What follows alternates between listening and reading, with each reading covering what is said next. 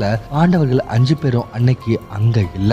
அங்க இருந்தது எல்லாம் உப பாண்டவர்கள் மற்றும் மற்ற வீரர்கள் தான். பாசறை வாசல்ல ஒரு பெரிய பூதம் ஒண்ணு காவல் காத்துக்கிட்டு இருக்கு. அது வேற யாரும் இல்ல, அஸ்வத்தாமாவோட ஆத்திரத்தை பார்த்து சிவபெருமானே அங்க நிக்கிறாரு. அஸ்வத்தாமா அந்த பூதத்துக்கு தண்ணியை பலியா கொடுக்க துணியும் போது அவரோட தீவிரமான வெறிய பார்த்து சிவன் அவனுக்குள்ள புகுந்துக்கிறாரு. இப்போ அஸ்வத்தாமா ஒரு சாதாரண மனுஷனே இல்ல, சிவனோட ருத்ராம்சம் கலந்த ஒரு கொலை இயந்திரம். பாசறைக்குள்ள நுழைஞ்ச அஸ்வத்தாமா தூங்கிக்கிட்டு இருந்த வீரர்களை புழு பூச்சி நசுக்கிற மாதிரி நசுக்க ஆரம்பிக்கிறான். யாரெல்லாம் கண்ணில் படுறாங்களோ அவங்களெல்லாம் கதற கதற வெட்டி தள்ளுறான். பாண்டவர்களோட 5 மகன்களையும் அவங்க தான் பாண்டவர்கள் நினைச்சு தூக்கத்திலேயே தலைய வெட்டி கொள்றான். ரத்தம் ஆறு மாதிரி ஓடுது. உயிர் பயத்துல அலறவங்கள பாசறை வாசல்ல நிக்கிற இருபரும் கிருதவர்மாவும் தப்பிச்சு போக விடாம அங்கேயே கொள்றாங்க. விடியற் காலையில துரியோதனன் கிட்ட போய் பாண்டவர்களை கொன்னுட்டேன்னு அவன் மகன்களோட தலையை காட்டுறான். ஆனா அது பாண்டவர்கள் இல்ல, அவர்களோட மகன்கள்னு தெரிஞ்சதும் துரியோதனன்